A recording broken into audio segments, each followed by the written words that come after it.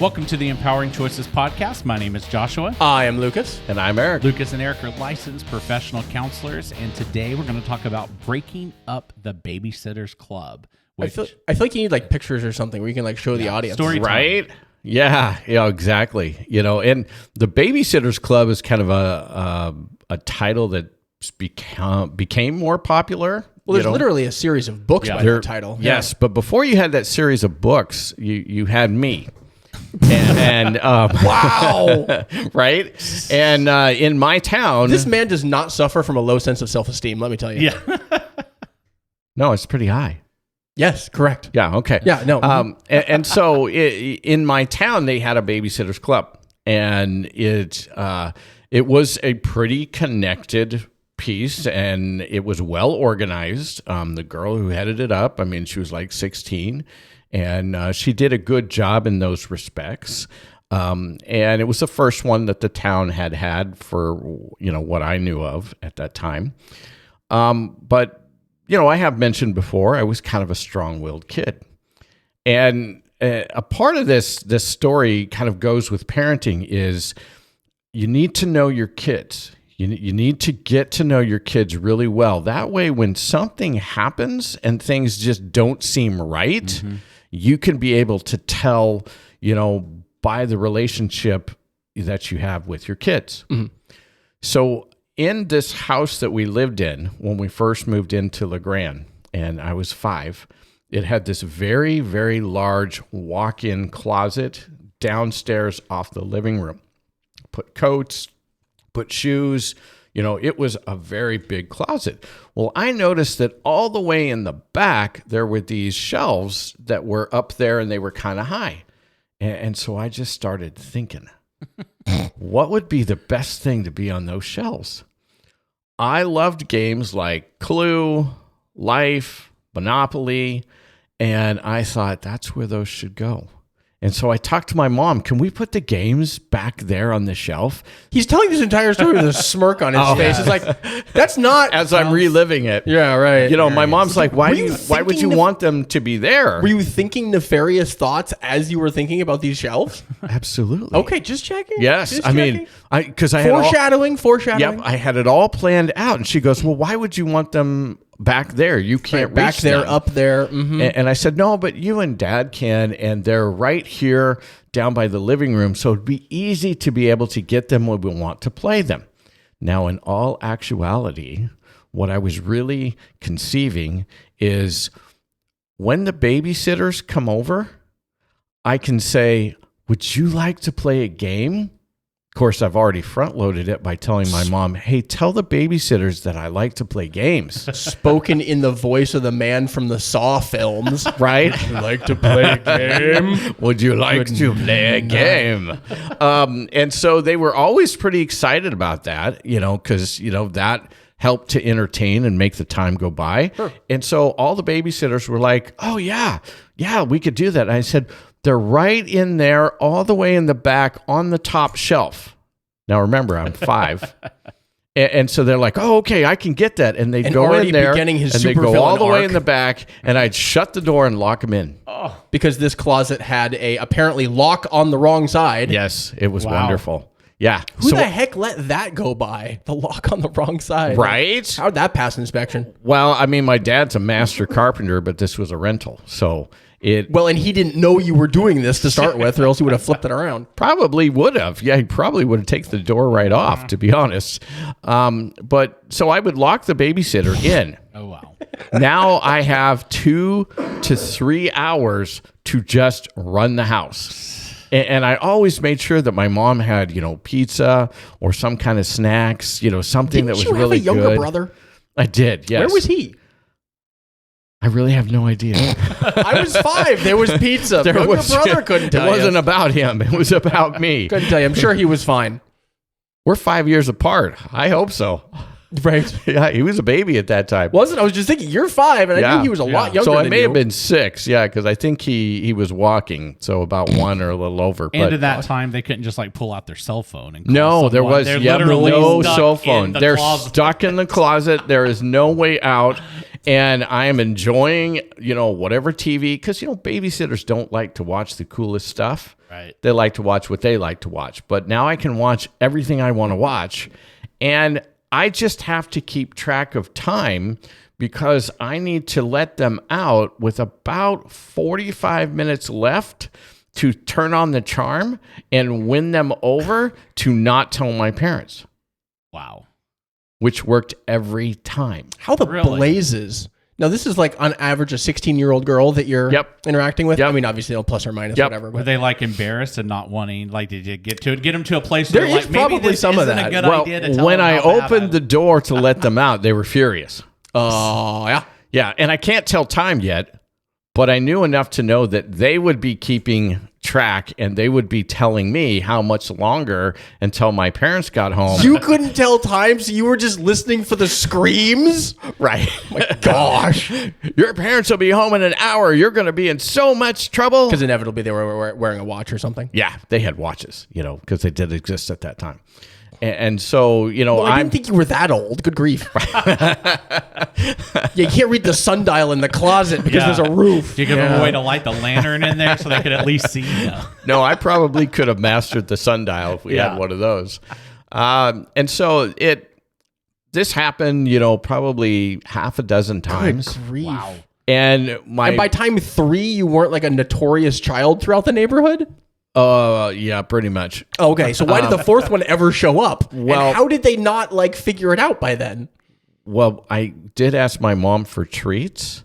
And so I bring out the treats that were the real treats when they get out to help them cool off, and how considerate and kind I was, because I didn't eat them, but they were never there for me to eat. They were always there for them. And I always had my mom check with, what do they like to eat? We got to treat the babysitters good, right? And so, yeah, it was completely, it was completely diabolical. That's the accurate adjective, ladies and gentlemen. Can we put that in the title? Diabolical? Anyway. Well, and here's the thing. The Babysitters Club stopped having babysitters that wanted to come and babysit. I wonder why.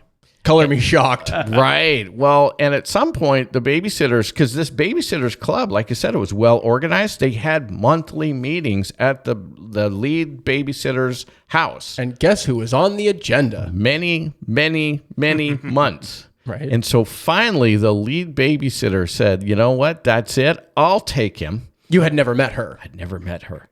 And she was like, I can handle him. We'll get this back under control. We'll get this back under control.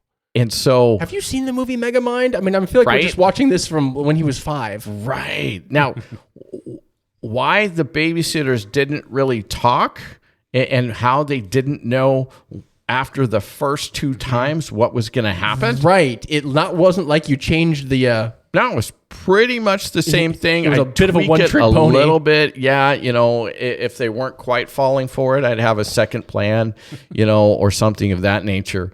But so that girl came over, and right away she said, "Yeah, I'm not here to play games. We're in any way. I'm not going in the closet." I was going to say, we can play games, but you got to go get them. I mean, that's... No, it wasn't. She's like, "No, this is going to go my way, our way." And I'm like, "Our way? What are you talking about?" Who's us? Yeah. Yeah, and about that time, there came this is probably 15 minutes after, my parents had left, there was a knock at the back door. And I'm like, why is there a knock at the back door? So she went to the back door, and she had the smirk, and she let in her 17-year-old linebacker boyfriend. Oh, good. Who she was bringing in and let me know that he was coming in and he was going to be a part of things, and he was the muscle. He was the backup. Yeah. Mhm. So, even if I had a different plan, neither one of them were both going to go do whatever it was. And Things that he just wouldn't happen in 2023. Right. Well, it wouldn't happen then either. But, okay. Because the part of the thing is you weren't allowed to bring people over. That's the rules of the Babysitters Club. She was breaking the rules. She was breaking the rules. You were Yes. probably categorized. Oh, I can get her in trouble now. I was thinking about this. And she's like, yeah, and don't think that you'll be able to get me in trouble, because it'll be my word against yours. And you have a bad reputation for lying. I'm like, oh, well, you kind of got me there. But it didn't stop there. Then about 5-10 minutes after he started, and they had some stupid something on TV. I don't even remember what it was. And he's helping himself, to the pizza. And she lights up a cigarette. And I'm like, you can't smoke in here or smoke. And she goes, yeah, who's going to tell on me? And she goes, oh, yeah, we haven't covered that part yet. So then she lit up a cigarette for her boyfriend. And then she said, take one. And I'm like, no, I'm not going to take one. She goes, oh, but you are. And of course, the boyfriend leans forward and he's got his knuckles and he's cracking them. And he's like, take one. And I'm like, okay, this is interesting. So I took one. And she goes, and you're going to light it up. And I'm like, okay. So I lit it up. And she goes, now you're going to smoke. And I'm like, I'm also going to tell. And she goes, no, it'll be your word against mine. And who are they going to believe? So she had diabolically thought this out pretty well. She had a plan. And I'm like, crap, I'm screwed. What is it that I am going to do in this situation? So I'm taking some puffs and I'm coughing, and they're, of course, laughing at me. And I'm, of course, getting a little more pissed. And I started thinking, how do I get my parents to believe me? Because I could tell by who they were and how they were doing this that they had this thought through pretty well. And they were here to bring me in line. That's never happened before. And I mean, I ran a nap revolt in preschool and won. I've never been beaten before. And so I thought, wait a minute, I've got an idea. No one who actually smokes is going to do anything but put the ashes in the ashtray. That's where they go, right? That's where they go. All right. My dad smoked, so we had ashtrays. And I thought, all right, I think I got this. So I would, because they made sure I knew you need to, put your ashes out here. You need to do this. You can't drop anything on the ground. And so I went, okay. And so every third time I'd flick the ashes under the couch.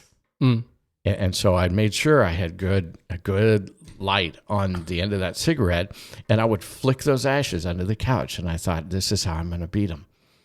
And got done to the end of that cigarette, and it was about time for, linebacker boy to disappear, because we were getting close to where my parents were going to be coming in. They started a house cleaning thing, so Lysoling the air, emptying so it didn't out. Smell like. Yep, emptying out. Well, and what they had done is that they had brought in their own ashtray, and so they didn't bring their own. They went to the cupboard and they had gotten an ashtray because they wanted my dad's ashtray to be there so that nothing would be added to it. And so they had gotten a clean one, and then they went and they washed those up and dumped it out. And I'm like, okay, they really thought through this. And I'm like looking under the couch, and I'm like, I think I got this. And my parents came home, and they're like, well, how did things go? And the girl was like, oh, Erik did great. He did everything, that he was supposed to do. And they're like, what? This is good. Okay. All right. This is good. You don't have anything, you don't even look like he did something, and we can't figure it out, but you won't tell us. And they're like, he's like, because the boyfriend had already gone. She's like, no, he did great. Right, Erik? Things went well. And I went, no, they didn't. She brought over her boyfriend. He's a linebacker, and he came in the back door, and he went out the back door about 10 minutes ago, and they were smoking, and I just started lining these things out. And my dad, looked down, and he goes, okay. And he counted the butts in the ashtray, and he's like, that's everything I smoked today. And I'm like, well, so I'm telling him, this is what happened. The story you just told us. Right. Yeah. And my mom investigates, but it's all dry. because it's all been carefully taken care of. The girl is just playing it up to the hilt. Oh my gosh, I don't know what's going on. I would never do such a thing. Why does he do this? I mean, it's okay. And she's just kind of doing this sympathy thing. And I was like, they're not believing me. And they weren't believing me. Right. And so I went, okay, look, I can prove it. They flicked their ashes under the couch. And my dad's like, why would you say that? I'm like, because they did. And he's like, now come on, that's enough. And I'm like, no. And so I'm trying to push the couch. It's a one that has a bed in it. A hide-a-bed couch, which is very heavy. Yeah. And so I'm like at 5'6", I'm like trying to push, and my legs are just going like this, but it's not moving. Right. And I'm just going, no, look, I can prove it. And at some point, because the girl was like, I just should probably go. This is not going well. And I'm like, put everything I possibly could into moving it, because my mom and her were about to go out because my mom was going to give her a ride home. And it moved.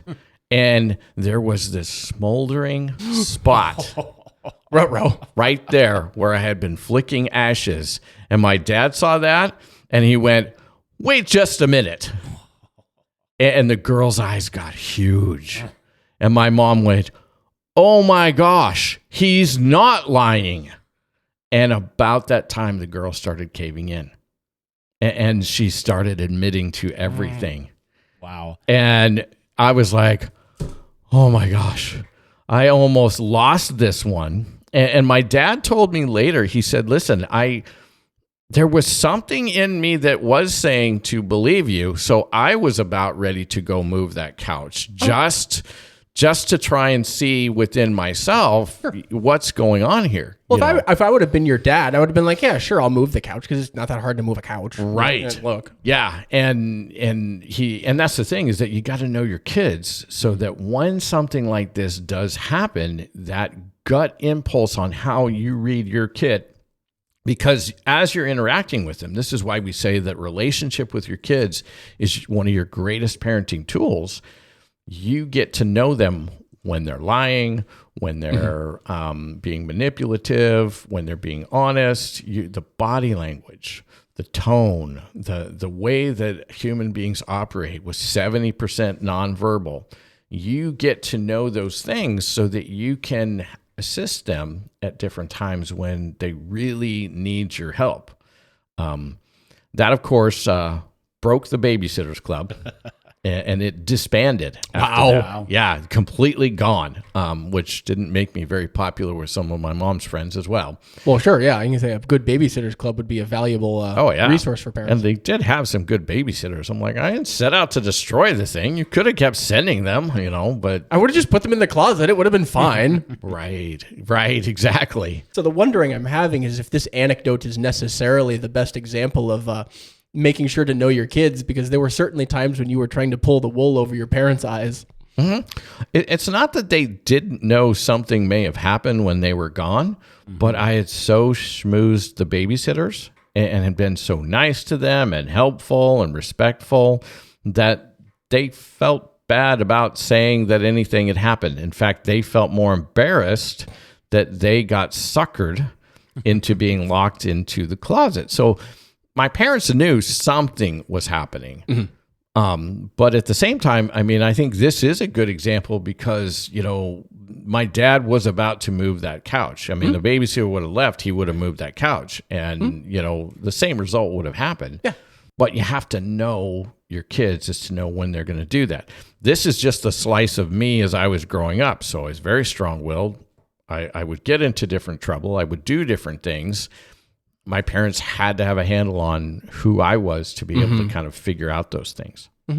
And our kind of theme that we keep continuing to lean on as we talk about these topics is to good parenting is engaged parenting, so that you are paying attention to your kid and you know what works for them for rewards and discipline. And then for when things smell weird, right? And not just the ashes under the couch. Right. Exactly. Yeah, for sure. Well, if you have a babysitters club, I guess don't let Erik near it. So.